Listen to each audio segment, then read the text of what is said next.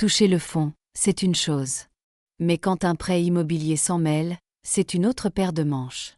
Pour Rebecca Taylor et ses 2 enfants, le nouveau départ avait des allures de cauchemar. Peinture écaillée, un Porsche qui menaçait de s'effondrer, et plus de problèmes qu'une mère célibataire, le cœur en miettes et le compte en banque à sec, ne pouvait en gérer.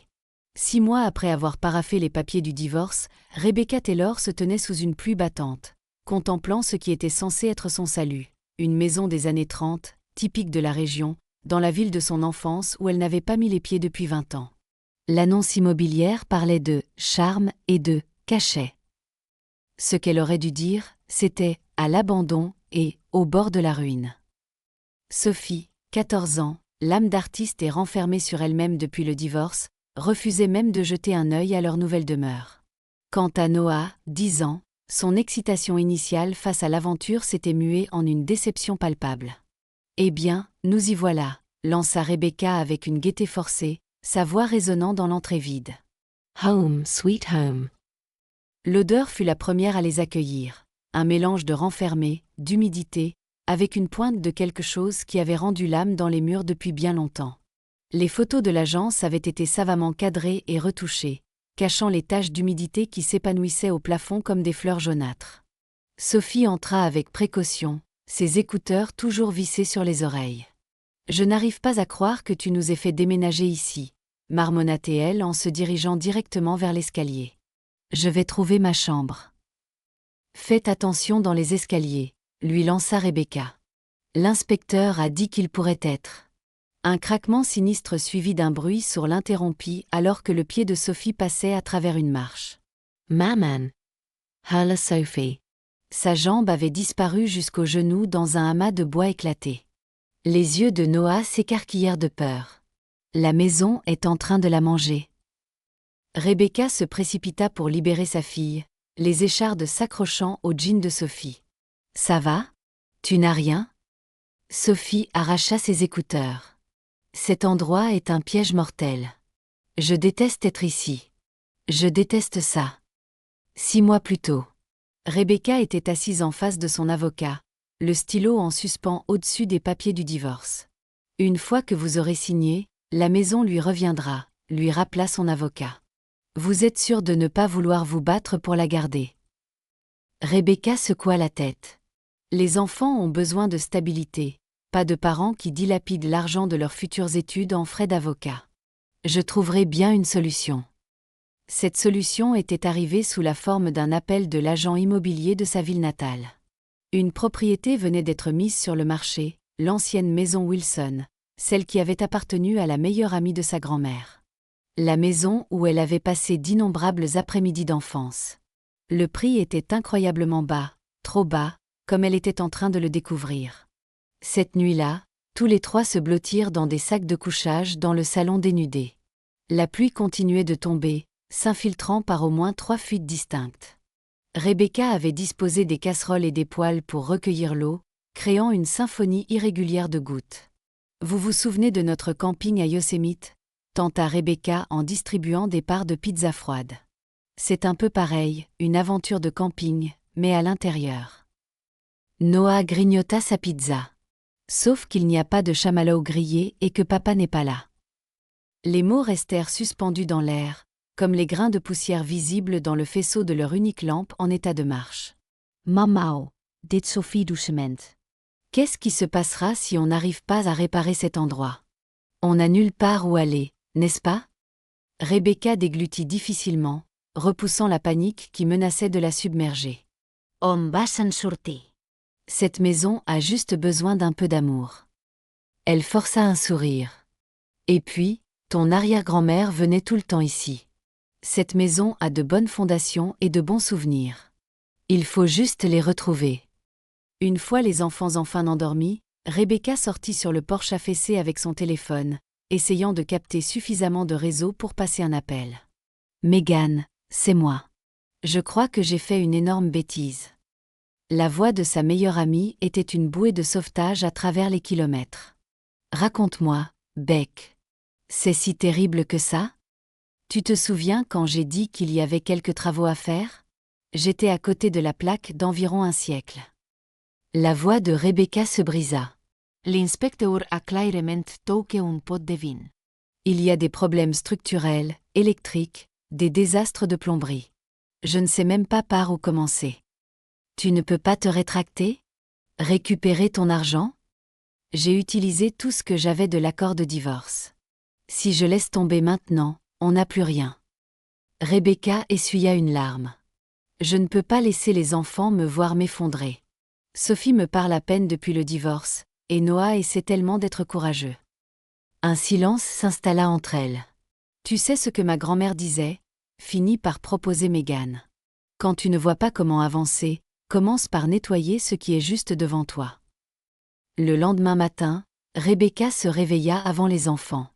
Elle trouva un vieux balai dans un placard et commença à balayer la cuisine. Au moment où Sophie et Noah descendirent en titubant, elle avait dégagé assez d'espace pour leur réchaud de camping. Pancake, annonça-t-elle, en retournant avec une gaieté déterminée. Et j'ai de bonnes nouvelles. L'eau a été rétablie. Et bien que le chauffe-eau soit douteux, nous avons une salle de bain fonctionnelle. Enfin, plus ou moins. Noah s'approcha des pancakes avec méfiance. On va vraiment vivre ici, maman. Rebecca hocha la tête. Oui, et on va rendre cet endroit incroyable. Après le petit déjeuner, on va faire un plan. Sophie piqua son pancake. J'ai un plan. Appelle papa et dis-lui que c'était une erreur. Rebecca se raidit. Ton père est passé à autre chose, Sophie. Lui et Carla commencent leur nouvelle vie, et nous commençons la nôtre. On n'a pas demandé une nouvelle vie, cria Sophie. Toi et papa, vous avez tout gâché, et maintenant tu nous as traînés dans ce taudis. Rebecca sentit son contrôle lui échapper. Sophie, je fais de mon mieux. Tu crois que c'est ce que j'avais prévu? Tu crois que je voulais tout ça? Le silence qui suivit ne fut rompu que par la petite voix de Noah. C'est une cabane dans les arbres, là-bas derrière. Rebecca se tourna pour suivre son regard à travers la fenêtre crasseuse. Effectivement, nichés dans un chêne massif, se trouvaient les restes usés par le temps de ce qui avait été autrefois une cachette d'enfant. Je crois bien que oui, dit Rebecca, reconnaissante de la distraction. Tu veux aller voir après le petit déjeuner? Noah hocha la tête avec enthousiasme. Plus tard dans la matinée, alors qu'il se tenait sous le chêne centenaire, Rebecca sentit le premier sourire sincère traverser son visage. La cabane était solide, bien plus stable que certaines parties de la maison principale. Quelqu'un l'avait construite avec amour et savoir-faire. On peut la réparer, maman, demanda Noah, attrapant déjà l'échelle. Attention, prevent Rebecca. Laisse-moi vérifier d'abord. En grimpant l'échelle branlante, testant chaque barreau, Rebecca ressentit quelque chose qu'elle n'avait pas éprouvé depuis des mois, une possibilité. La cabane était petite mais solide. Elle avait besoin de nouvelles planches, d'une nouvelle peinture, peut-être d'une vraie fenêtre pour remplacer le carré découpé, mais elle pouvait être sauvée. Debout dans la minuscule structure en bois, Rebecca regarda la cour, envahie par la végétation et sauvage, mais spacieuse. Au-delà, elle pouvait voir les toits de la petite ville où elle avait grandi, où tout le monde connaissait les affaires de tout le monde, pour le meilleur et pour le pire. Tout va bien se passer là-haut, appela Noah d'en bas. Rebecca baissa les yeux sur le visage levé de son fils, si plein d'espoir et de confiance malgré tout ce qu'ils avaient traversé. Oui, dit-elle avec une détermination nouvelle. Tout va bien se passer. Cet après-midi-là, Rebecca passa un coup de fil. Bonjour, Daniel Otis. J'ai eu votre numéro par la quincaillerie. On m'a dit que vous étiez le meilleur entrepreneur de la ville. J'ai un projet. Enfin, plutôt une centaine de projets. C'est l'ancienne maison Wilson. Un léger sifflement se fit entendre à l'autre bout du fil. La maison Wilson? Ça fait des années qu'elle est vide. Dans quel état est-elle? Rebecca rit, un rire teinté d'une pointe d'hystérie. Disons simplement qu'on utilise des parapluies à l'intérieur en ce moment. Je peux passer demain matin pour jeter un œil, proposa Daniel. Mais je dois vous prévenir, je suis débordé de projets pour les prochains mois. Je pourrais peut-être vous donner quelques conseils, aider avec les problèmes les plus urgents, mais une rénovation complète. Toute aide serait la bienvenue à ce stade, admit Rebecca. On se voit demain. Cette nuit-là, pendant que les enfants dormaient, Rebecca sortit son ordinateur portable, se connectant au faible signal du point d'accès de son téléphone.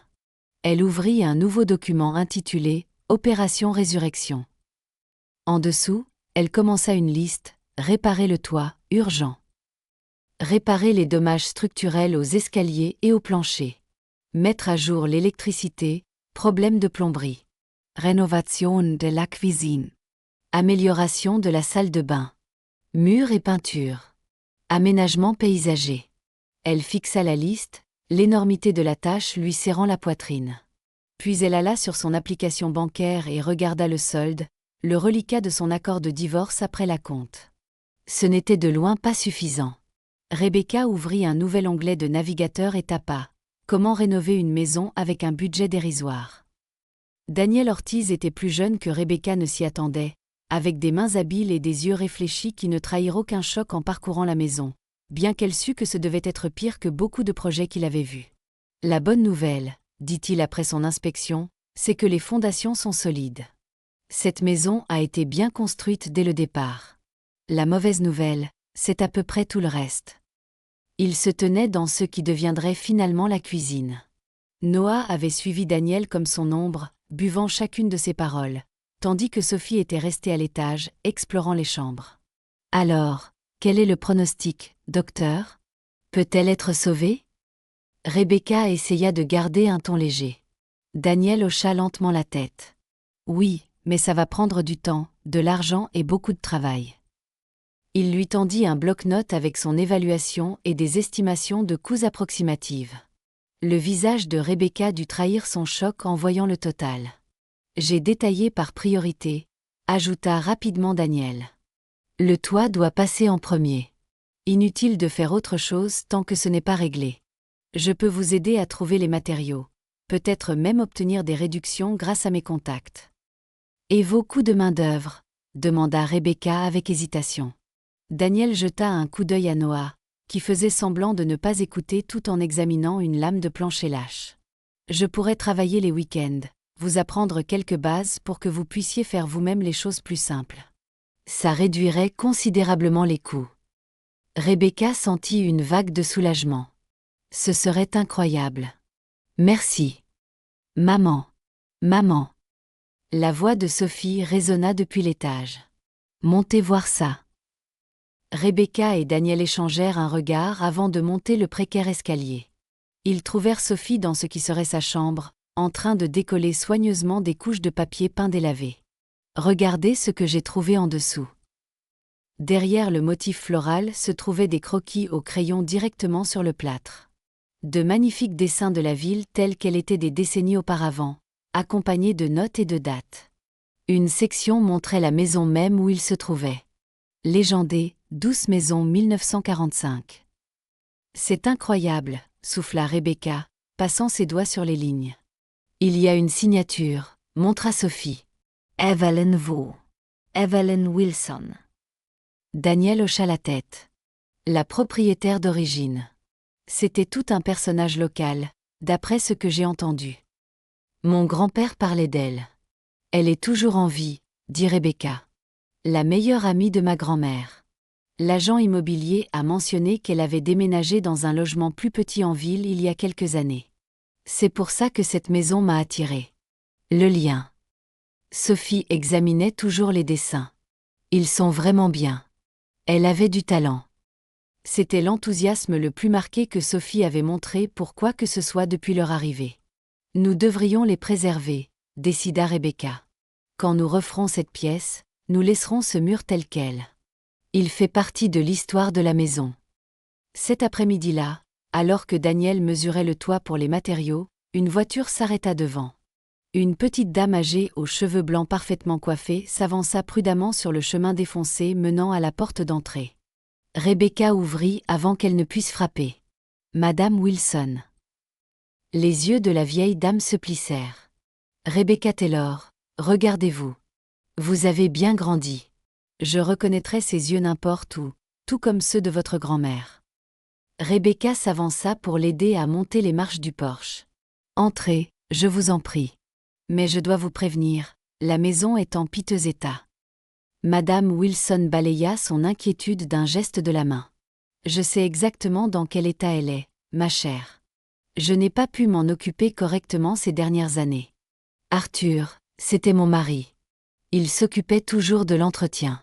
Après son décès, les choses ont commencé à se dégrader. Elle regarda autour d'elle dans le hall d'entrée avec un curieux mélange de tristesse et d'acceptation, un peu comme moi, je suppose. Elles s'installèrent dans le salon où Rebecca avait installé quelques chaises pliantes, leur seul mobilier actuel en dehors de leur sac de couchage. « J'ai entendu dire que vous aviez acheté la maison », continua Madame Wilson. « Les gens parlent dans les petites villes, vous savez. Quand j'ai su que c'était la petite-fille de Margaret, eh bien, il fallait que je vienne voir par moi-même. » Elle fixa Rebecca d'un regard entendu. « Vous fuyez quelque chose, n'est-ce pas ? Tout comme votre grand-mère quand elle est arrivée en ville. » Rebecca fut décontenancée. Je ne savais pas que grand-mère fuyait quelque chose. Madame Wilson sourit. Oh, si. Margaret est arrivée ici en 1952 avec des fiançailles rompues derrière elle et pas grand-chose d'autre. Elle pensait avoir raté sa vie. Il s'est avéré que la vie ne faisait que commencer. Elle tapota la main de Rebecca. Cette maison a vu son lot de nouveaux départs. Sophie apparut dans l'embrasure de la porte, hésitante. « Et qui peut bien être cette demoiselle ?» demanda Madame Wilson. « C'est ma fille, Sophie », les présenta Rebecca. « Sophie, voici Madame Wilson. C'est elle qui a fait ses dessins à l'étage. » Les yeux de Madame Wilson s'illuminèrent. « Vous avez trouvé mes dessins ?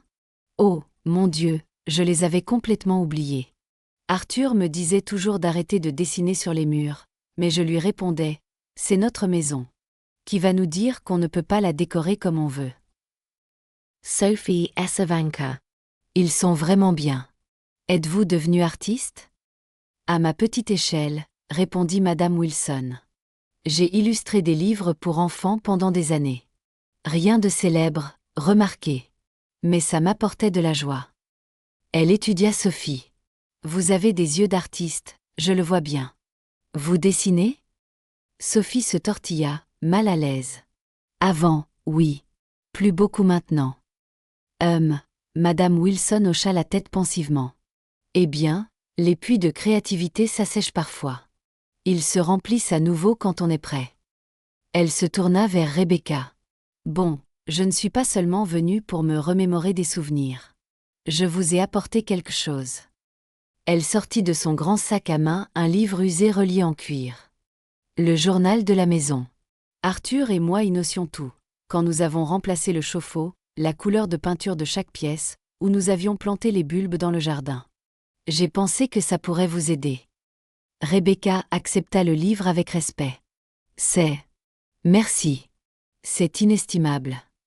Vous y trouverez aussi votre grand-mère, ajouta Madame Wilson avec une lueur dans l'œil.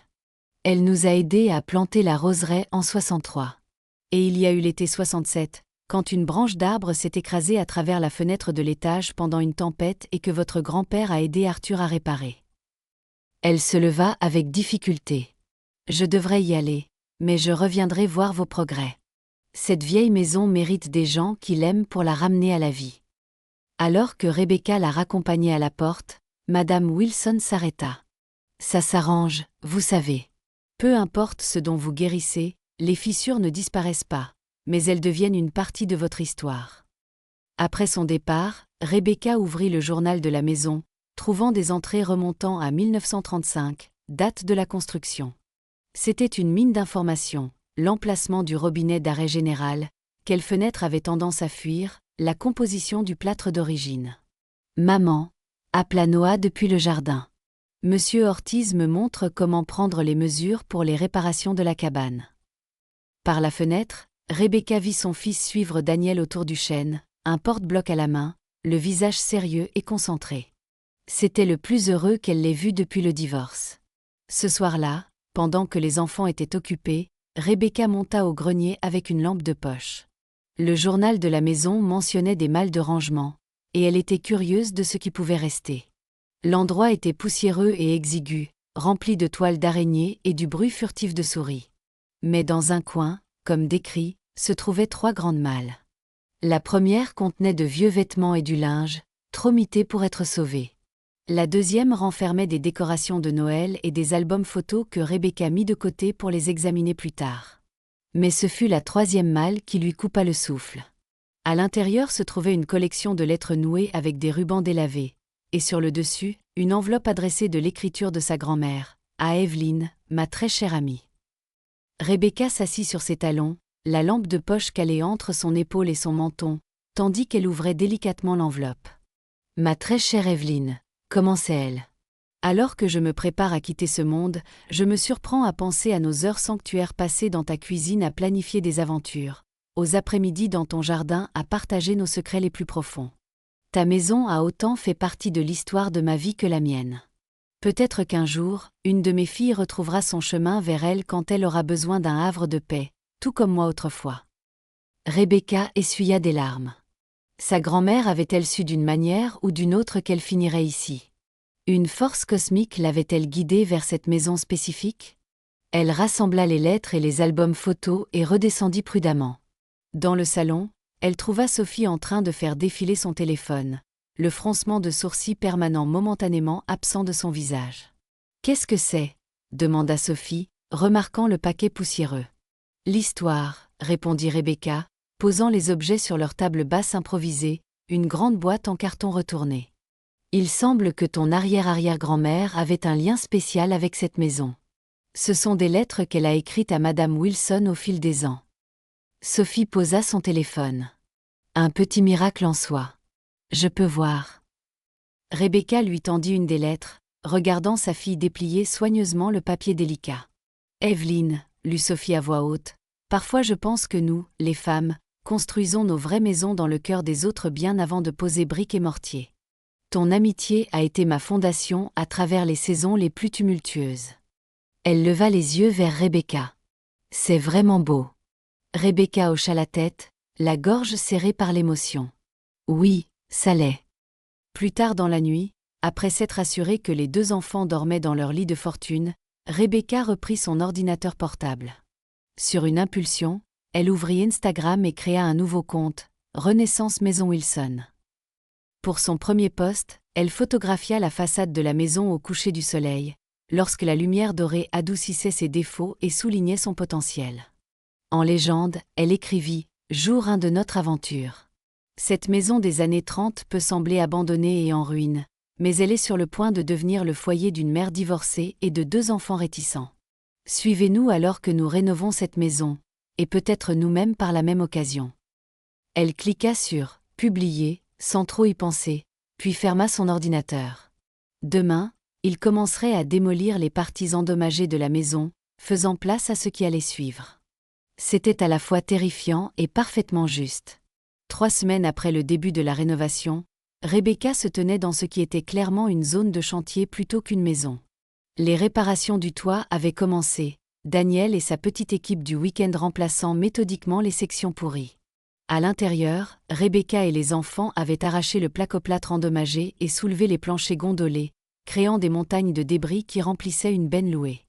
Le travail physique avait été thérapeutique pour Rebecca. Il y avait quelque chose de satisfaisant à défoncer un mur endommagé par l'eau avec une masse, quelque chose de curatif à enlever l'ancien pour faire place au neuf. Ses muscles lui faisaient mal comme jamais pendant sa carrière de graphiste, mais c'était une bonne douleur, preuve d'un travail acharné et de progrès. Sophie avait progressivement commencé à aider, principalement avec le retrait soigneux des éléments récupérables, boiseries d'origine, poignées de porte vintage, les quelques luminaires intacts. Noah était devenu l'apprenti non officiel de Daniel, absorbant les connaissances en construction comme une éponge. Leur compte Instagram avait gagné un public modeste, principalement des amis, d'anciens collègues et des passionnés de rénovation qui offraient conseils et encouragement. Rebecca s'était surprise à attendre avec impatience de documenter leur progrès chaque soir, capturant de petites victoires comme la découverte des carreaux de cuisine d'origine ou d'un vitrail intact caché derrière une bibliothèque. Mais aujourd'hui, tous ces progrès semblaient fragiles. Rebecca fixait l'écran de son ordinateur portable, essayant de donner un sens aux chiffres qui refusaient de concorder. Le toit coûtait plus cher que prévu. Le système électrique était en pire état qu'il ne le pensait. Et son travail de graphiste freelance, les revenus sur lesquels elle comptait pour financer la rénovation, s'étaient réduits à peau de chagrin. Ah! La voix de Daniel interrompit sa spirale financière. Il se tenait dans l'embrasure de la porte, des gants de travail à la main. On a fini la section nord du toit. Tu veux venir voir? Rebecca ferma son ordinateur portable. Bien sûr. Elle le suivit dehors, plissant les yeux vers les nouvelles tuiles qui brillaient sous le ciel d'octobre. Ça a l'air bien, dit Daniel. On devrait finir le reste cette semaine si le temps se maintient. À ce sujet, commença Rebecca avec hésitation.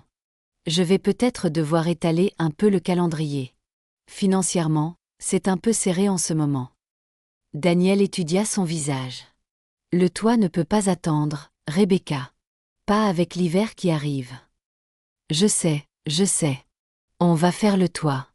C'est juste que tout ce qui suit devra peut-être ralentir. Elle soupira. Je pensais avoir plus de projets de design maintenant, mais ça prend du temps de reconstruire ma clientèle ici. Quel genre de design fais-tu? Demanda Daniel. Design graphique, logos, sites web, identities visuals. J'étais plutôt bien établie en ville, mais repartir de zéro dans une petite ville, c'est différent. Elle réussit un sourire désabusé. Il s'avère que peu d'entreprises locales cherchent à refaire leur image en ce moment. Daniel hocha la tête pensivement. As-tu parlé à Franck, à la quincaillerie? Son site web sort tout droit de 1998. Et ma sœur possède le nouveau café sur la rue principale. Elle se plaint d'avoir besoin de support marketing. Rebecca sentit une lueur d'espoir. Vraiment? Tu crois qu'il serait intéressé? Ça vaut le coup de demander. Les petites villes fonctionnent au bouche à oreille. Une fois que tu fais du bon travail, les autres suivront. Il hésita. Et pour la rénovation, on pourrait établir un échéancier de paiement. Ou tu pourrais m'aider sur d'autres projets. Du travail de design pour mon entreprise en échange de main-d'œuvre ici. Avant que Rebecca ne puisse répondre, de grosses gouttes de pluie commencèrent à tomber. On dirait que cet orage arrive plus tôt que prévu, observa Daniel en regardant le ciel qui s'assombrissait. On devrait sécuriser la bâche sur la section inachevée. Ils passèrent l'heure suivante à lutter contre une pluie et un vent de plus en plus fort, s'efforçant de protéger les parties exposées du toit.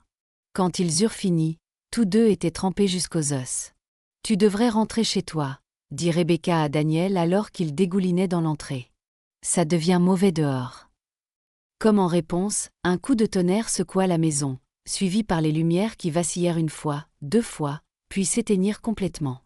Noah apparut de la cuisine, une lampe de poche déjà à la main. « Le courant est coupé, maman. »« Parfait, mamona Rebecca. »« Simplement parfait. »« Je vais vérifier le disjoncteur avant de partir, » proposa Daniel, acceptant la lampe de poche de Noah. « Où est ta sœur » demanda Rebecca en retirant sa veste mouillée. Noah haussa les épaules. « En haut avec ses écouteurs, probablement. » Rebecca monta prudemment les escaliers dans la pénombre. « Sophie, on a une coupure de courant. » Aucune réponse ne vint de derrière la porte fermée de Sophie. Rebecca frappa, puis poussa la porte pour trouver la pièce vide. Fronçant les sourcils, elle vérifia la salle de bain et les autres chambres avant de redescendre. « Elle n'est pas là-haut, » dit Rebecca à Noah, essayant de cacher l'inquiétude dans sa voix. « A-t-elle dit qu'elle allait quelque part ?» Noah secoua la tête. « Je ne l'ai pas vue depuis le déjeuner. » Une sensation de froid s'installa dans l'estomac de Rebecca. « Sophie » appela-t-elle, allant de pièce en pièce. « Sophie, où es-tu » Daniel revint du sous-sol. « Le disjoncteur va bien. C'est une panne de quartier. Mais on a un autre problème. Il y a de l'eau qui rentre de quelque part. Le sous-sol commence à être inondé. » Rebecca enregistra à peine ces mots. « Sophie a disparu. Elle n'est pas dans la maison. »« Peut-être qu'elle est dans la cabane, » suggéra Noah. « Avec cette tempête. » Mais même en le questionnant, Rebecca se dirigeait déjà vers la porte arrière. Ce serait bien le genre de Sophie de se réfugier dans la cabane à moitié rénovée, sans se soucier du temps. Tous les 3 s'aventurèrent sous l'averse, appelant le nom de Sophie. La cabane était vide, les feuilles et la pluie soufflant à travers son cadre de fenêtre ouvert. Aurait-elle pu aller chez une amie ? Demanda Daniel, devant crier par-dessus le vent. Elle n'a pas encore d'amis ici, répondit Rebecca, la panique montant dans sa gorge. Elle l'a bien fait comprendre. Ils rentrèrent à l'intérieur, tous trempés maintenant. Rebecca attrapa son téléphone, constatant qu'il ne lui restait que 20% de batterie. « J'appelle la police. » Au moment où elle allait composer le numéro, la porte d'entrée s'ouvrit brusquement et Sophie entra en titubant, trempée et éclaboussée de boue. « Sophie !» Rebecca se précipita vers elle. « Où étais-tu » On était mort d'inquiétude. Le visage de Sophie était strié de larmes sous la pluie. « J'avais juste besoin de sortir, d'accord ? Cette maison m'étouffait. » « En pleine tempête ? À quoi pensais-tu » Le soulagement se transformait rapidement en colère dans la voix de Rebecca. « J'étais à la bibliothèque.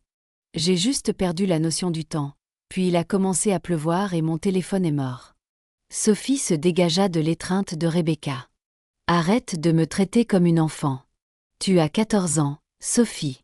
Tu es une enfant, et tu ne peux pas disparaître comme ça sans dire à personne où tu vas. Comme tu nous l'as dit avant de décider de nous faire déménager dans ce taudis ? Comme tu nous l'as dit avant que toi et papa décidiez de divorcer ? » La voix de Sophie se brisa. « Tu prends toutes ces décisions qui ruinent nos vies, puis tu agis comme si c'était moi l'irresponsable. » Rebecca chancela comme si elle avait été giflée. L'accusation la piqua d'autant plus qu'une partie d'elle craignait qu'elle ne soit vraie. « Sophie, ce n'est pas juste pour ta mère, » intervint doucement Daniel. « Mêle-toi de tes affaires, » lança Sophie sèchement. « Tu ne fais pas partie de cette famille. » Sophie et Taylor, la réprimanda Rebecca. « Excuse-toi immédiatement. » »« Pourquoi devrais-je ? C'est la vérité. C'est juste un type que tu as engagé et qui a probablement pitié de nous. » Sophie passa devant eux en trombe vers les escaliers. « Je déteste cette maison. Je déteste cette ville. Et je déteste ce que notre famille est devenue. » La porte de sa chambre claqua, le son résonnant dans la maison à moitié démolie. Un silence inconfortable s'installa, rompu seulement par le goutte-à-goutte régulier de l'eau provenant de multiples fuites apparues pendant la tempête. « Je suis désolée pour ça, » dit finalement Rebecca à Daniel, la honte lui montant aux joues. « Ne le soyez pas, » répondit-il. « Adolescent plus divorce plus rénovation.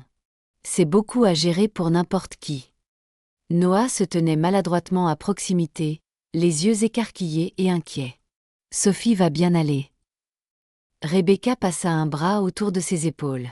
« Elle ira bien. Nous irons tous bien. C'est juste une mauvaise passe. » En parlant de mauvaise passe, dit Daniel, on devrait vérifier cette inondation au sous-sol avant que ça n'empire. Le sous-sol révéla toute l'étendue des dégâts de la tempête. L'eau s'infiltrait par les murs de fondation et s'accumulait sur plusieurs centimètres de profondeur sur le sol en béton. L'antique chauffe-eau se tenait dans la flaque grandissante, émettant des bruits de claquements inquiétants. « Ce n'est pas bon, » dit Daniel en pataugeant dans l'eau pour examiner le chauffe-eau. « Il faut couper ça avant qu'il ne grille complètement. » Pendant qu'il s'efforçait d'atténuer l'inondation, apportant des seaux, des serviettes et l'aspirateur d'atelier que Daniel avait laissé sur place, Rebecca sentit un poids écrasant de défaite s'abattre sur elle. La maison semblait se rebeller contre leurs efforts de rénovation, révélant de nouveaux problèmes plus rapidement qu'ils ne pouvaient résoudre les anciens. À minuit, la tempête était enfin passée, bien que le courant soit toujours coupé. Daniel était resté pour aider aux mesures d'urgence, mais les dégâts étaient importants. L'eau s'était infiltrée à travers les lames de plancher dans plusieurs pièces du rez-de-chaussée. Le sous-plancher en bois fraîchement exposé était maintenant gondolé et taché. « On évaluera tout à la lumière du jour, » dit Daniel en se préparant à partir. « Ça aura peut-être meilleure allure une fois que les choses auront séché. » Mais ils savaient tous les deux qu'il était optimiste. Après son départ, Rebecca s'assit seule dans la cuisine sombre, une lanterne à piles projetant de longues ombres sur les murs. Noah s'était finalement endormi, et Sophie restait barricadée dans sa chambre. La maison craquait et se tassait autour d'elle, l'eau dégoulinant toujours de quelque part dans une casserole qu'elle avait placée sur le sol. Elle sortit son téléphone, maintenant branché sur son ordinateur portable pour le recharger, et ouvrit la pellicule. En remontant, elle trouva des photos de leur vie antérieure, la spacieuse maison de banlieue avec sa pelouse parfaite, les enfants souriant aux fêtes d'anniversaire, les vacances en famille avec son ex-mari. Ils avaient l'air heureux, sans souci. Tout cela n'avait-il été qu'une illusion? Sur une impulsion, elle ouvrit Instagram et commença à taper. Ce soir, notre rénovation a touché le fond. Littéralement, notre sous-sol est inondé. Le courant est coupé. Et ma fille adolescente vient de me dire qu'elle déteste tout de notre nouvelle vie. Parfois, je me demande si je n'ai pas fait une terrible erreur. Essayer de sauver cette vieille maison n'est-il qu'une autre façon d'éviter la vérité que certaines choses ne peuvent pas être réparées? Son doigt plana au-dessus du bouton « Publier ». Allait-elle vraiment partager cette vulnérabilité avec des inconnus? D'une profonde inspiration, elle appuya sur « Publier », puis mit le téléphone de côté. Le matin arriva avec une faible lumière du soleil filtrant à travers des fenêtres encore striées par la pluie de la veille. Rebecca s'était endormie à la table de la cuisine, le cou raide et douloureux. Le courant était toujours coupé et la maison semblait humide et plus froide qu'avant. Elle se dirigea vers les escaliers du sous-sol, redoutant ce qu'elle allait trouver. Le niveau de l'eau avait légèrement baissé, mais avait laissé derrière lui une couche de limon et de débris. Le chauffe-eau était définitivement hors service, une autre dépense majeure qu'elle n'avait pas prévue. Alors qu'elle contemplait les dégâts, des bruits de pas s'approchèrent derrière elle. « C'est grave. » La voix de Sophie était basse, toute la colère de la nuit précédente dissipée. Rebecca se tourna pour trouver sa fille debout dans les escaliers, l'air petite et incertaine dans son pull trop grand. « Ce n'est pas génial, » admit-elle, « mais c'est réparable. » Sophie hocha la tête, venant se tenir à côté de sa mère. « Je suis désolée pour hier soir. Je n'aurais pas dû dire ces choses. » Rebecca passa un bras autour de ses épaules, surprise que Sophie ne se dérobe pas. « Certaines choses que tu as dites étaient vraies. J'ai pris des décisions qui ont affecté ta vie sans te donner beaucoup de choix. Je suis désolée pour ça.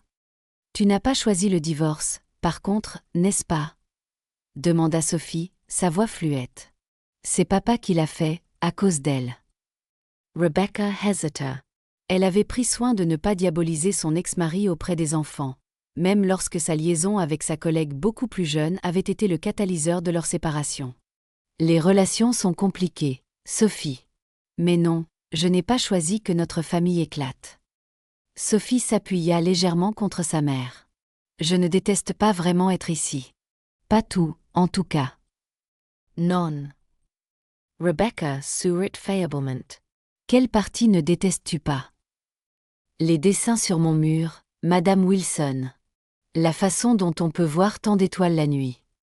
Elle fit une pause. La cabane a du potentiel aussi, je suppose. Ce n'était pas grand-chose, mais cela ressemblait à une offre de paix significative. Qu'est-ce qu'on va faire pour tout ça? Sophie désigna le sous-sol inondé. Rebecca prit une profonde inspiration. D'abord, on va prendre le petit déjeuner. Ensuite, on va faire une liste, et puis on va trouver une solution, un problème à la fois. Alors qu'elle se tournait pour remonter, le téléphone de Rebecca vibra avec une notification. Elle jeta un coup d'œil pour voir des dizaines de réponses à son post Instagram de fin de soirée. Des messages d'encouragement, des conseils sur les dégâts des inondations, et même des offres d'aide de followers locaux qui reconnaissaient la maison Wilson. Un commentaire en particulier attira son attention. Chaque rénovation a un moment où l'on veut abandonner. C'est généralement juste avant la percée. Tenez bon. Evelyn W. Madame Wilson était sur Instagram. Rebecca ne savait même pas que la vieille dame possédait un ordinateur. Le simple message lui fit monter les larmes aux yeux, pas de désespoir cette fois, mais de gratitude. Peut-être n'était-elle pas aussi seule dans cette épreuve qu'elle l'avait craint. « Qu'est-ce que c'est ?» demanda Sophie, remarquant l'expression de sa mère. Rebecca lui montra le téléphone. « Il semble que nous ayons plus de soutien que je ne le pensais. » Dans l'après-midi, l'étendue des dégâts de la tempête était devenue claire à la dure lumière du jour. Outre l'inondation du sous-sol, une section du toit fraîchement réparée avait été compromise.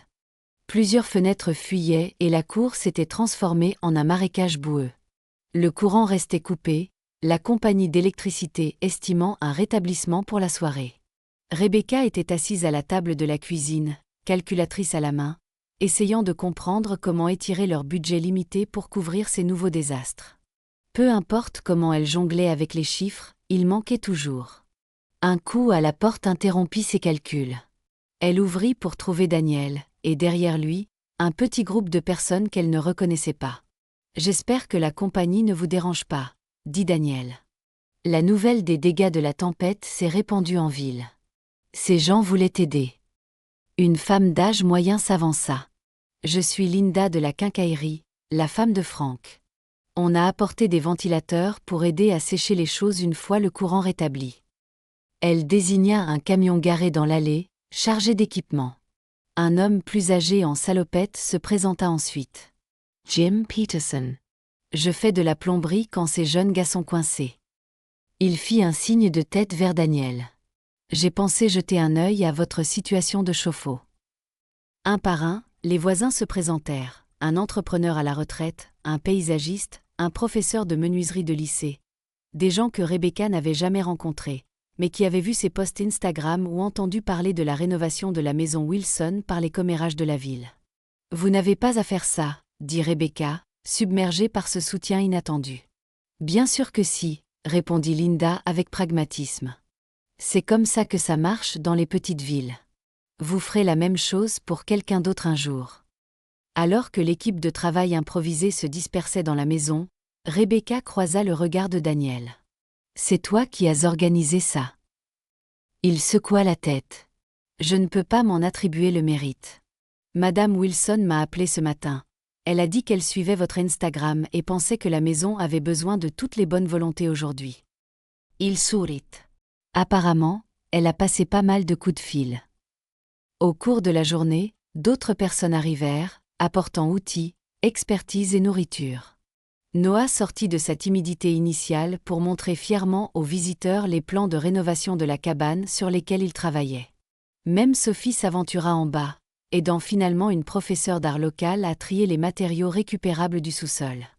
Le soir, le courant avait été rétabli. Des ventilateurs industriels séchaient les zones les plus touchées. Le chauffe-eau hors service avait été retiré et les fenêtres qui fuyaient temporairement colmatées.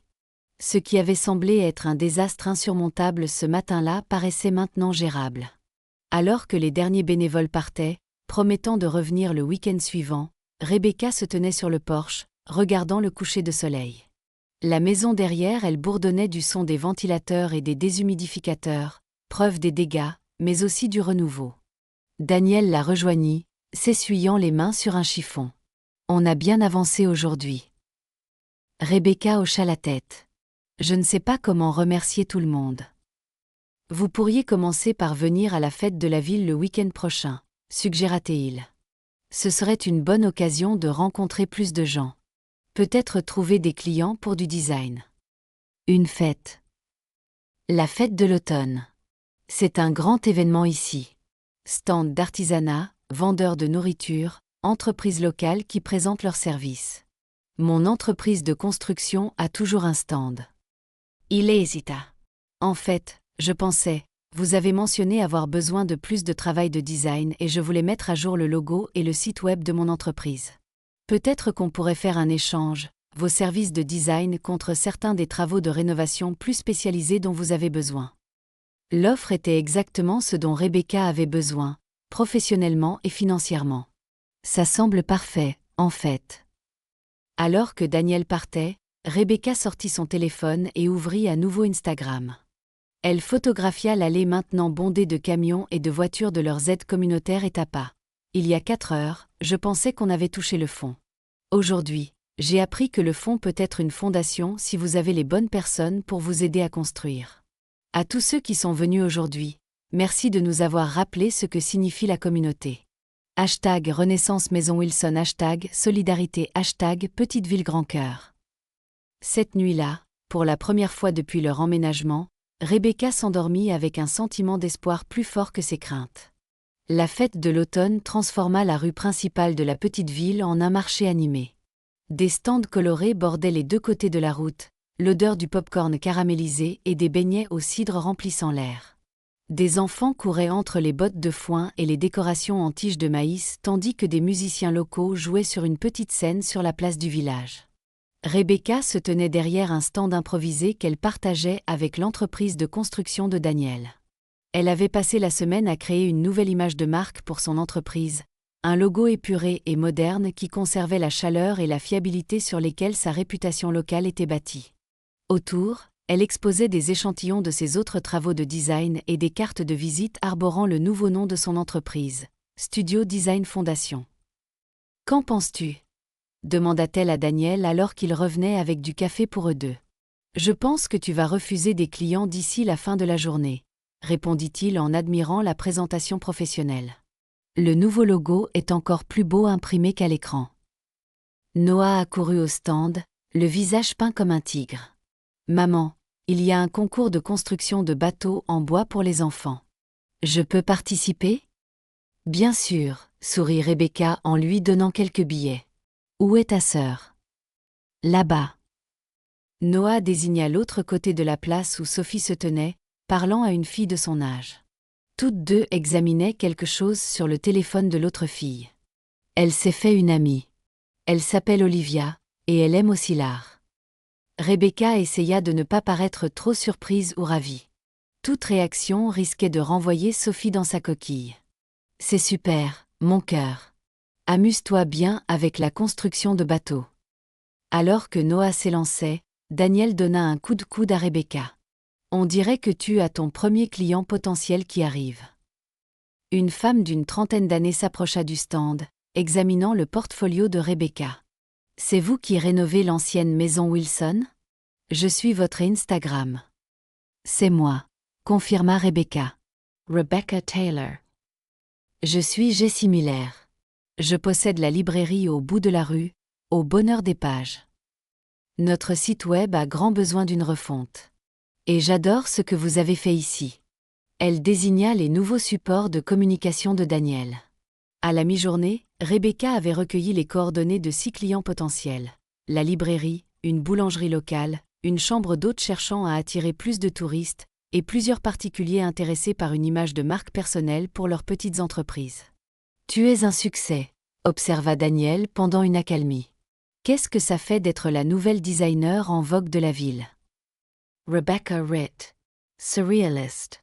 Il y a un mois, je me demandais si j'avais fait la plus grosse erreur de ma vie. Maintenant, j'ai presque l'impression que c'était écrit. En parlant de destin, Daniel fit un signe de tête vers l'extrémité de la rue. N'est-ce pas ta fille sur scène ? Rebecca se tourna pour voir Sophie debout avec sa nouvelle amie et plusieurs autres adolescents près de la petite scène où les musiciens s'étaient produits. Après une brève annonce du coordinateur du festival, Sophie s'approcha d'un micro. « Salut », sa voix résonna timidement sur la place. « Je m'appelle Sophie Taylor. Ma mère et moi rénovons l'ancienne maison Wilson. Et en démolissant des murs, nous avons trouvé des œuvres d'art incroyables cachées derrière le papier peint. Madame Wilson, Evelyn, a fait ces dessins il y a des décennies, et ils m'ont inspirée à recommencer à dessiner. » Elle désigna un chevalet à côté d'elle. « C'est ma première œuvre depuis longtemps. Elle s'appelle Révélation. » Elle dévoila un saisissant dessin au fusain de leur maison, non pas telle qu'elle apparaissait actuellement, à moitié rénovée et brute, mais telle qu'elle pourrait être un jour, avec la lumière filtrant des fenêtres et une famille visible à l'intérieur. Rebecca sentit les larmes lui monter aux yeux. Sophie ne lui avait pas montré le dessin, n'avait même pas mentionné qu'elle travaillait à nouveau sur son article. « Ce qui est cool avec la rénovation, » continua Sophie, sa voix gagnant en assurance, « c'est que parfois, quand on démolit quelque chose, on trouve quelque chose de mieux en dessous. Je suppose que ça peut être vrai aussi pour les familles, pas seulement pour les maisons. » Elle établit un bref contact visuel avec Rebecca à travers la foule. « Quoi qu'il en soit, merci de m'avoir laissé partager ça. » Le public applaudit chaleureusement tandis que Sophie et les autres jeunes artistes exposaient leurs œuvres. Rebecca voulut se précipiter pour serrer sa fille dans ses bras, mais elle se retint, sentant que Sophie avait besoin de ce moment d'indépendance. « C'est une sacrée fille que vous avez là », dit une voix familière à côté d'elle. Rebecca se tourna pour trouver Madame Wilson, élégamment vêtue et s'appuyant sur une canne. « Madame Wilson, je ne savais pas que vous seriez là aujourd'hui. Je ne manquerai la fête de l'automne pour rien au monde. C'est une tradition depuis 70 ans. » La vieille dame fit un signe de tête vers Sophie. Elle retrouve son chemin vers elle-même. Tout comme vous. Rebecca Surratt. Je crois que nous tous. Merci, d'ailleurs, d'avoir mobilisé les troupes après la tempête. Je ne sais pas ce que nous aurions fait sans l'aide de tout le monde. Ce n'était pas moi, dit Madame Wilson avec une lueur dans l'œil. C'était la maison. La maison?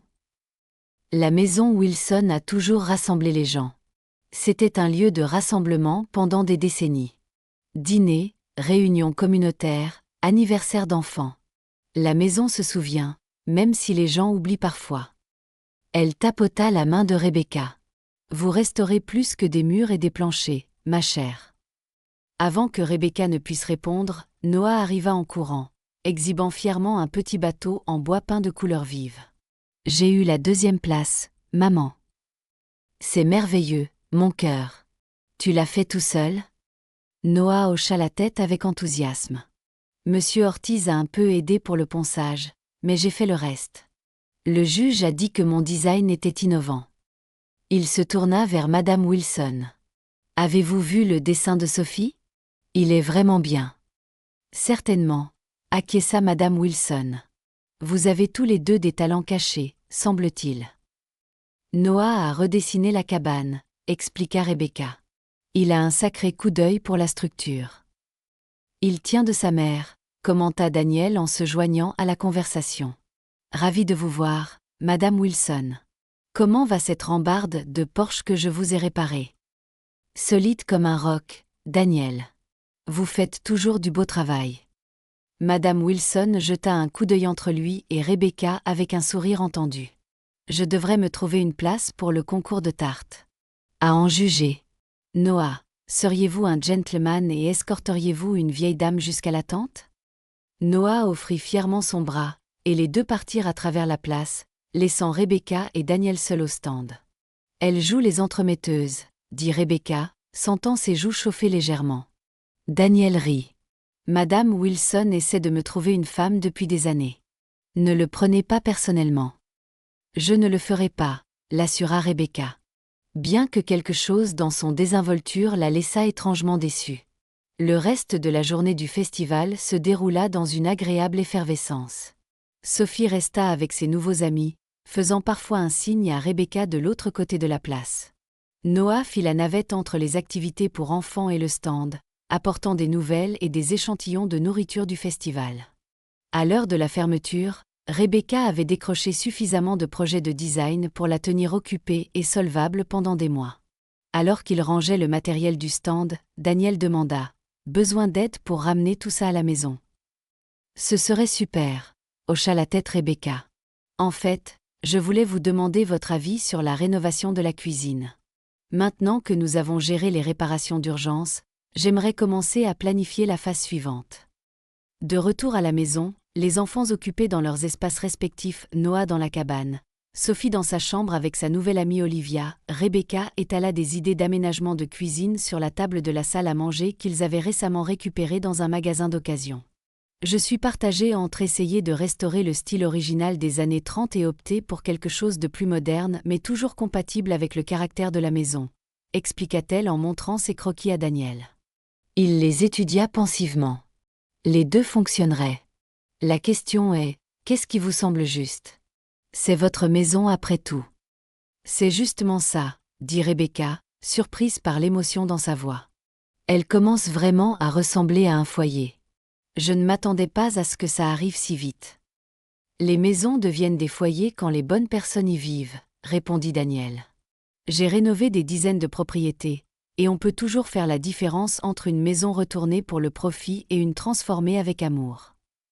Rebecca leva les yeux vers lui, frappée par sa perspicacité. Depuis la tempête, Daniel était devenu plus qu'un simple entrepreneur. Il était un ami, un confident, quelqu'un qui comprenait à la fois les aspects techniques et émotionnels de son parcours de rénovation. En parlant de transformation, dit-elle en changeant de sujet. Les enfants semblent mieux s'installer. Sophie se fait des amis, et Noah devient un sacré petit menuisier grâce à vous. Daniel sourit. Ce sont des enfants formidables. Noah a un talent naturel pour construire des choses. Et Sophie, eh bien, cette œuvre d'art aujourd'hui était impressionnante. Je n'avais aucune idée qu'elle dessinait à nouveau, admit Rebecca. Après le divorce, elle a arrêté toute activité créative. C'était comme si cette partie d'elle s'était éteinte. Parfois, il faut démolir avant de pouvoir reconstruire, dit Daniel, faisant écho aux paroles de Sophie plus tôt. Cela s'applique autant aux personnes qu'aux maisons. Leur conversation fut interrompue par un coup à la porte. Rebecca ouvrit pour trouver une petite foule sur son porche, menée par Madame Wilson, et comprenant plusieurs personnes qui avaient aidé après la tempête. « Nous avons pensé que vous aimeriez un peu de compagnie pour le dîner », annonça Madame Wilson. Tout le monde a apporté quelque chose. Derrière elle, des voisins tenaient des plats à gratin, des saladiers et des plateaux de dessert. « C'est tellement attentionné », dit Rebecca en reculant pour les laisser entrer. « Mais j'ai bien peur que la salle à manger soit encore en travaux. »« Pas de problème », dit une des femmes que Rebecca reconnut comme étant la bibliothécaire locale. « On pensait manger dans le jardin. C'est une belle soirée, et Jim a apporté son brasero portable. » Avant que Rebecca ne puisse réaliser ce qui se passait, son jardin avait été transformé en un dîner improvisé. Des tables pliantes apparurent, des guirlandes lumineuses furent suspendues entre les arbres, et le brasero fut installé dans un espace dégagé près de la cabane. Noah aida à disposer les chaises tandis que Sophie et Olivia furent mises à contribution pour dresser les tables. Daniel organisa un espace de service extérieur improvisé sur le porche arrière. En 30 minutes, c'était comme si Rebecca avait elle-même planifié ce rassemblement. Au crépuscule, le jardin brillait d'une lumière chaude.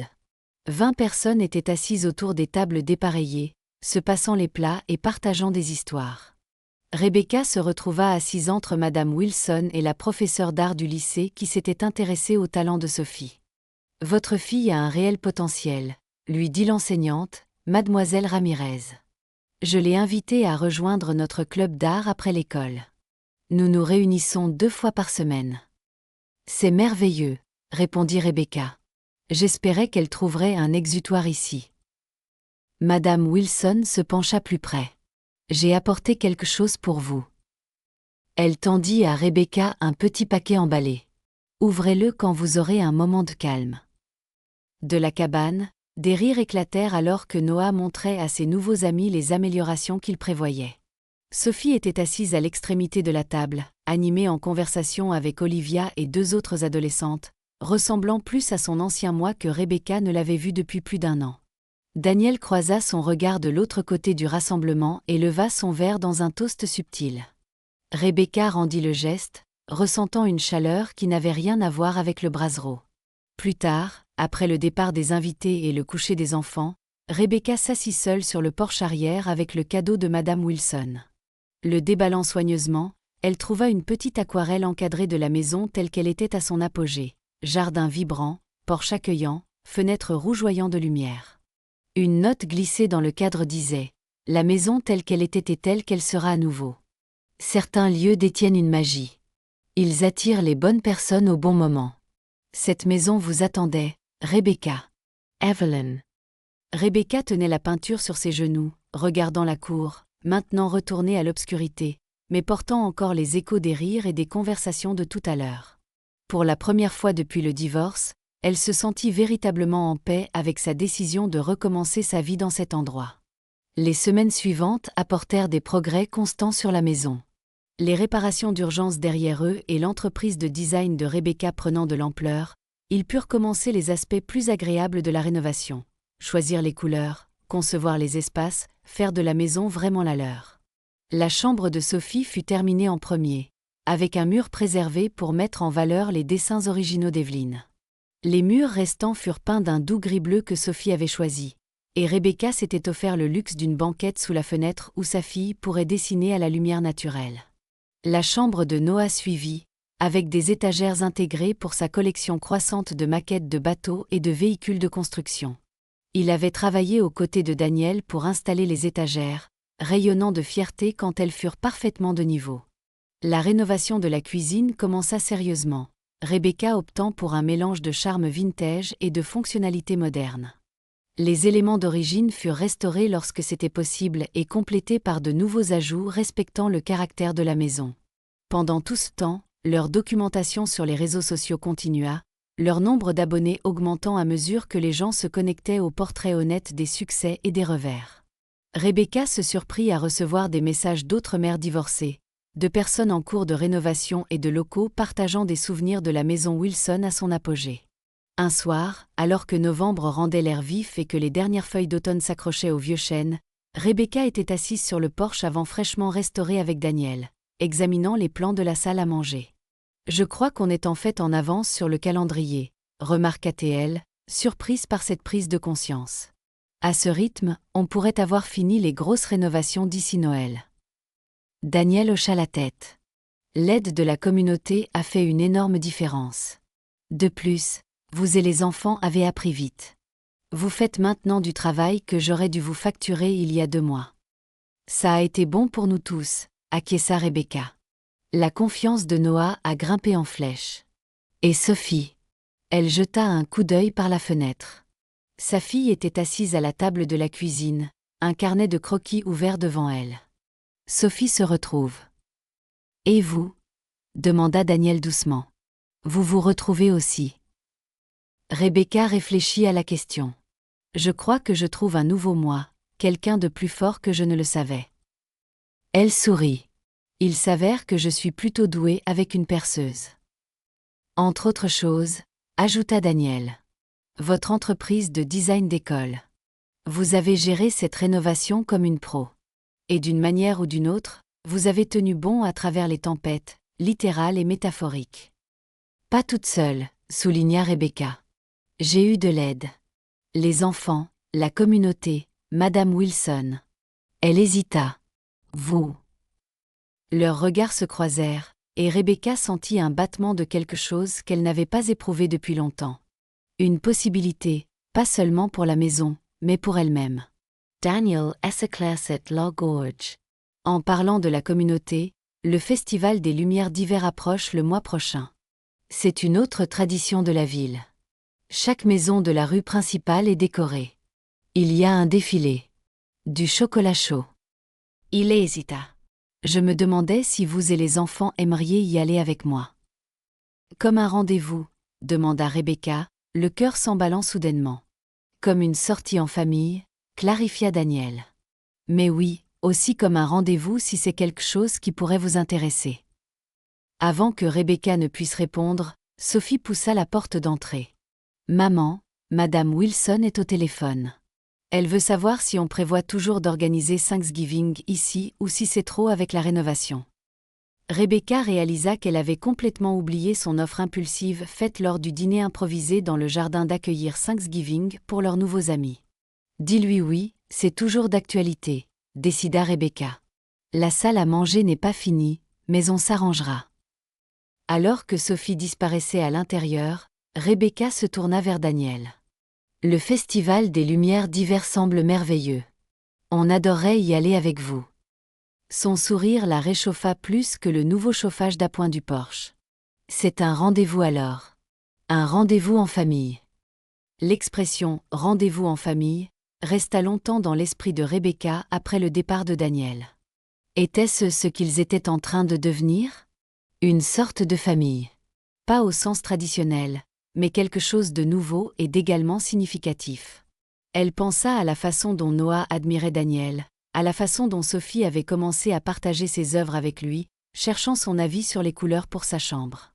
Elle pensa à la facilité avec laquelle il s'intégrait dans leur vie, apportant non seulement des connaissances en construction, mais aussi de la patience, de l'humour et de la stabilité quand ils en avaient le plus besoin.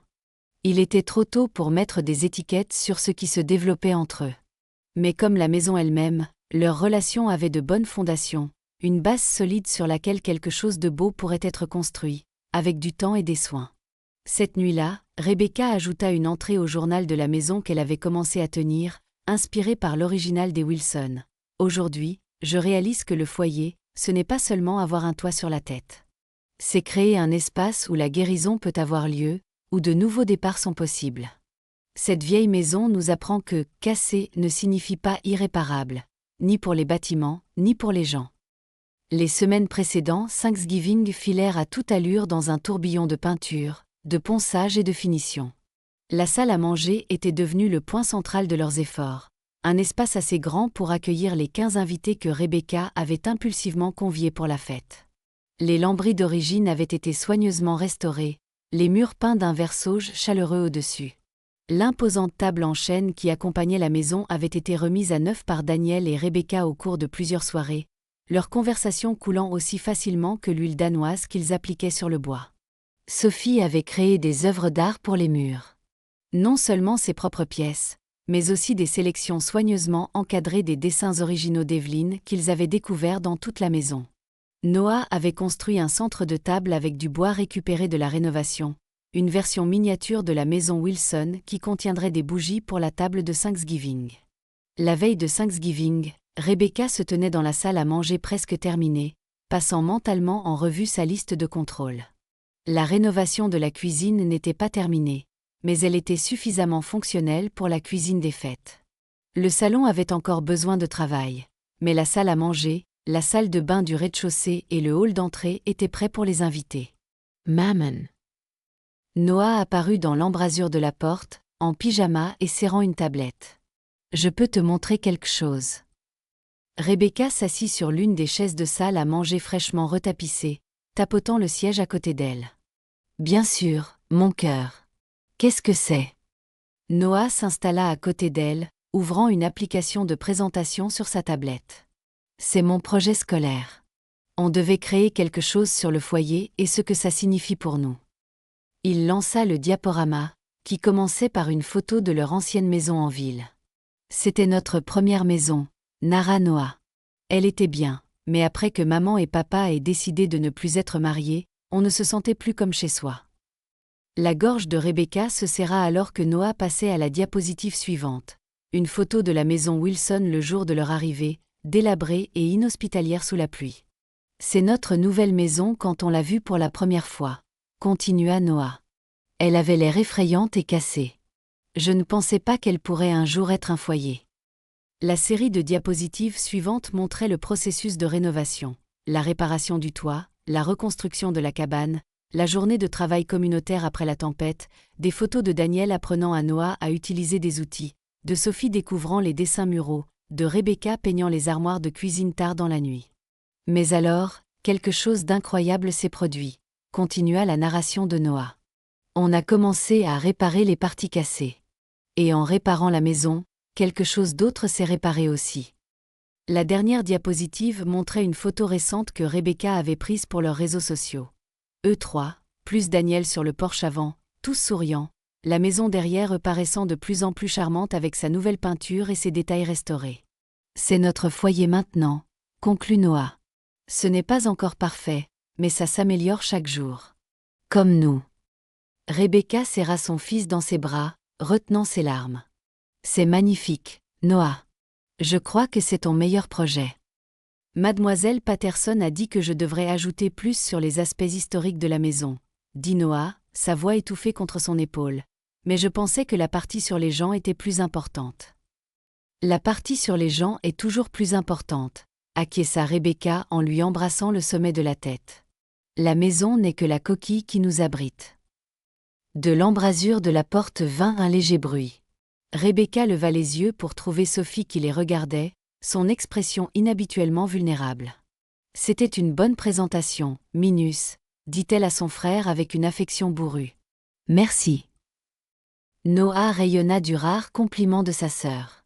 Tu veux voir l'animation que j'ai ajoutée pour la version finale? Alors que Noah montrait son projet à Sophie, Rebecca s'éclipsa dans la cuisine. Ce moment d'émotion lui avait rappelé le chemin parcouru en quelques mois seulement. De cette première nuit pluvieuse de regrets à la préparation actuelle de Thanksgiving dans leur maison partiellement rénovée mais de plus en plus belle. Elle commença à sortir les ingrédients pour les tartes qu'elle prévoyait de faire. Tôt le lendemain matin, la cuisine avait encore un sous-plancher apparent par endroits, et le nouvel îlot n'était que partiellement installé. Mais la cuisinière vintage avait été remise en état de marche, et les armoires fraîchement peintes égayaient considérablement l'espace. Un coup à la porte arrière la surprit. Par la fenêtre, elle vit Daniel debout sur le porche, tenant quelque chose de grand et enveloppé dans une bâche. « Livraison tardive », expliqua-t-il quand elle ouvrit la porte. « Je voulais l'installer avant demain. »« Qu'est-ce que c'est ?» demanda Rebecca alors qu'il manœuvrait avec précaution l'objet emballé dans la cuisine. Un cadeau de pendaison de crémaillère, ou peut-être un cadeau d'avant Thanksgiving. Daniel le posa contre le mur et retira la bâche pour révéler une superbe pièce de vitrail. Un panneau de fenêtre présentant un motif de style craftsman dans des tons ambre, vert et bleu. « Daniel, c'est magnifique », souffla Rebecca, passant ses doigts sur les pièces de verre lisse. « Où l'as-tu trouvé ?»« Je l'ai fait », admit-il avec une pointe de timidité. « C'est un de mes passe-temps. J'ai pensé que ça irait bien dans cet imposte au-dessus de la porte d'entrée. Les mesures devraient être exactes. » Rebecca était sans voix. La fenêtre n'était pas seulement belle, mais parfaitement assortie au style architectural de la maison et à la palette de couleurs qu'ils avaient choisie pour la rénovation. « Tu as fait ça pour nous ?» Daniel hocha la tête. « J'ai commencé après la tempête.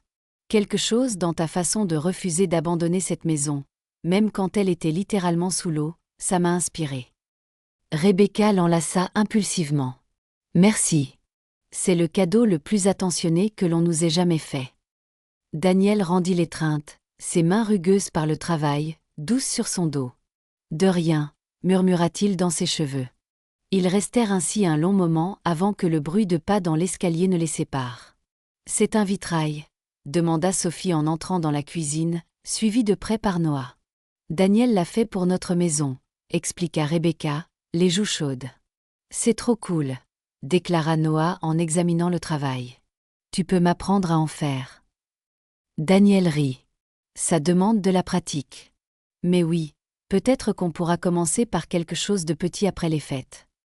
Ça correspond aux couleurs de ma fresque, observa Sophie, faisant référence au dessin qu'elle peignait dans le couloir de l'étage, un arbre généalogique artistique qui incorporait des éléments de l'histoire de la maison et de la leur. Les grands esprits se rencontrent, lui dit Daniel avec un clin d'œil. Ensemble, ils portèrent tous les quatre la fenêtre jusqu'à l'entrée principale. Daniel avait apporté les outils nécessaires, et en moins d'une heure, le vitrail était installé dans l'imposte, captant la dernière lumière du soir et projetant des motifs colorés sur le plancher remis à neuf. « C'est comme la dernière pièce du puzzle », dit Rebecca en reculant pour admirer l'effet. Maintenant, la maison ressemble enfin à ce qu'elle aurait toujours dû être. Cette nuit-là, après le départ de Daniel et le coucher des enfants, Rebecca se tenait seule dans la maison silencieuse, mesurant le chemin parcouru. Le porche affaissé avait été reconstruit, le toit qui fuyait remplacé, les planchers pourris restaurés. Les interrupteurs fonctionnaient, l'eau coulait des robinets sans bruits alarmants, et la chaleur circulait uniformément dans les radiateurs. Mais plus important encore, les rires résonnaient à nouveau dans les couloirs. L'art de Sophie ornait les murs. Les projets de Noah occupaient l'espace atelier créé dans un coin du garage. Et Rebecca avait trouvé non seulement une renaissance professionnelle, mais aussi un nouveau sentiment de capacité et de force. Le matin de Thanksgiving se leva clair et vif, un temps parfait de fin novembre. Rebecca se leva tôt pour commencer à cuisiner, pour trouver Sophie déjà dans la cuisine, tablier noué, pâte à tarte étalée sur le comptoir. « Je n'arrivais pas à dormir », expliqua sa fille. « J'ai pensé commencer les tartes. Grand-mère me laissait l'aider pour le façonnage des bords. » Rebecca sentit une vague d'émotion, se souvenant des fêtes passées où Sophie et sa mère cuisinaient ensemble. Une tradition qui s'était perdue pendant les dernières années troublées de son mariage. « J'adorerais ton aide », dit simplement Rebecca en nouant son propre tablier. Elles travaillèrent côte à côte dans un silence confortable, le rythme familier de la pâtisserie les rapprochant plus que n'importe quelle conversation n'aurait pu le faire. Quand Noah apparut une heure plus tard, il fut chargé de mettre la table de la salle à manger, une responsabilité qu'il prit avec un sérieux surprenant, arrangeant soigneusement la vaisselle vintage dépareillée qu'ils avaient collectionnée dans les magasins d'occasion. À midi, la maison embaumait de délicieux arômes et les premiers invités arrivaient. Madame Wilson vint tôt, apportant un plat de service hérité et un livre de cuisine usée. « Les recettes de ma grand-mère », expliqua-t-elle en tendant le livre à Rebecca. « J'ai pensé qu'elle devait rester avec la maison. » Daniel arriva avec sa sœur et sa famille. Voisins et nouveaux amis suivirent, chacun apportant nourriture et histoire à partager. La salle à manger se remplit de conversations et de rires, la table bondée mais chaleureuse, la maison semblant s'agrandir pour tous les accueillir. Avant de manger, Rebecca se tint en bout de table, soudainement émue à la vue qui s'offrait à elle, cette assemblée de personnes devenues si importantes dans leur vie en si peu de temps. Je veux remercier tout le monde d'être venu aujourd'hui, commença-t-elle. Il y a quelques mois, quand nous sommes arrivés dans cette maison, je n'étais pas sûre que nous nous y sentirions un jour chez nous. La rénovation semblait impossible, et recommencer à zéro était écrasant. Elle regarda ses enfants, puis Daniel, et enfin Madame Wilson. Mais vous tous, vous nous avez montré que « impossible » signifie simplement que vous n'avez pas encore trouvé la bonne aide. Elle leva son verre. Au nouveau départ, aux vieilles maisons avec de bonnes fondations, et aux personnes qui nous aident à reconstruire quand la vie démolit nos murs. Santé, répondit-on autour de la table, les verres levés en retour. Au fur et à mesure que le repas avançait, Rebecca se surprit à observer ses enfants. Sophie, engagée dans une conversation animée avec Madame Wilson sur les écoles d'art. Noah, démontrant ses dernières techniques de menuiserie au neveu de Daniel. Il s'épanouissait d'une manière qu'elle n'aurait pas pu imaginer cette première nuit pluvieuse. Après le dîner, pendant que la tarte était servie, Madame Wilson fit signe à Rebecca d'entrer dans le salon. « J'ai autre chose pour vous », dit la vieille dame en plongeant la main dans son sac. « Ça traînait dans mon appartement depuis toutes ces années, mais sa place est ici. » Elle sortit une petite pochette en velours et la plaça dans la paume de Rebecca. À l'intérieur se trouvait une clé en laiton antique. « La clé d'origine de la porte d'entrée », expliqua Madame Wilson. « Arthur l'avait fait monter en collier pour moi pour notre 40e anniversaire. J'aimerais que vous l'ayez maintenant. » « Evelyn, je ne pourrai jamais. » Madame Wilson referma les doigts de Rebecca sur la clé. « La maison vous a choisi. Je l'ai su dès votre arrivée. Cette maison avait besoin d'une famille qui comprenne ce que signifie être brisée et réparée. Une famille qui puisse apprécier ses cicatrices et ses imperfections. » Les yeux de Rebecca se remplirent de larmes. « Merci pour tout. Votre amitié a tellement compté pour nous, pour moi. » Madame Wilson lui tapota la main. « Margaret serait fière de vous. Elle disait toujours que vous aviez du cran, même petite fille. » Elle jeta un coup d'œil vers la salle à manger où Daniel aidait Noah à servir la tarte aux invités. Et elle approuverait ce jeune homme. Il a de bons yeux, des yeux honnêtes. Rebecca sentit qu'elle rougissait. « Nous sommes juste amis. C'est trop tôt pour autre chose. »« À mon âge, ma chère, plus rien ne semble trop tôt, » gloussa Madame Wilson. « Quand la bonne personne se présente, on la reconnaît. C'est comme trouver la maison parfaite. Ça parle à votre âme. » Plus tard dans la soirée, alors que les derniers invités partaient, Rebecca se tenait sur le porche avant avec Daniel, regardant le coucher de soleil projeter de longues ombres sur leur jardin fraîchement aménagé. « C'était une journée parfaite, » dit-elle doucement. « Je ne savais pas que je pouvais à nouveau ressentir un tel contentement. » L'épaule de Daniel effleura la sienne alors qu'il s'appuyait contre la balustrade du porche. « Vous avez créé quelque chose de spécial ici, Rebecca. Pas seulement la rénovation, mais un foyer, une communauté. »« Nous l'avons créé, » le corrigea-t-elle. « Je n'aurais pas pu faire ça sans vous. » Leurs regards se croisèrent, et à cet instant, Rebecca sentit la dernière pièce brisée de son cœur commencer à se réparer, n'effaçant pas le passé, mais construisant quelque chose de nouveau dessus, tout comme il l'avait fait avec la maison. Comme s'il lisait dans ses pensées, Daniel prit doucement sa main. « Le Festival des Lumières d'hiver, c'est le week-end prochain. Notre premier rendez-vous en famille officiel. » Rebecca sourit, entrelaçant ses doigts avec les siens. « J'ai hâte. » À l'intérieur, Sophie jouait du piano qu'ils avaient récemment restauré, un talent qu'elle n'avait plus pratiqué depuis avant le divorce. Les rires de Noah résonnaient de la cuisine où il aidait Madame Wilson à emballer les restes de tarte. À travers le nouveau vitrail au-dessus de la porte, le soleil couchant projetait des motifs au ton de pierres précieuses sur le sol de l'entrée. Rebecca leva les yeux vers la maison. Leur maison, maintenant transformée d'une structure négligée en un foyer vibrant. La peinture extérieure brillait d'un blanc doux avec des garnitures vert sauge. Le porche accueillait avec ses fauteuils confortables et ses conifères en pot. Une lumière chaude se déversait de chaque fenêtre, non plus obscurcie par des planches ou des bâches en plastique. « Ce n'est pas seulement une rénovation », réalisa Rebecca à voix haute. « C'est une restauration. De la maison, de nous. » Daniel serra doucement es Armin. C'est ça, avec les vieilles maisons qui ont de bonnes fondations. Elles ne sont jamais vraiment irréparables. Elles attendent juste quelqu'un avec assez d'amour et de patience pour les aider à briller à nouveau. Alors qu'ils se tenaient ensemble sur le porche de la maison Wilson, devenue la maison Taylor, Rebecca sentit la vérité de ces mots s'installer dans son âme. Certaines choses ne pouvaient pas être réparées, mais d'autres pouvaient être transformées, reconstruites et rendues plus fortes qu'avant. La rénovation n'était pas terminée. Il y aurait toujours un autre projet, une autre amélioration à apporter. Mais le travail le plus important était fait. Ils avaient construit plus qu'une maison. Ils avaient créé un foyer.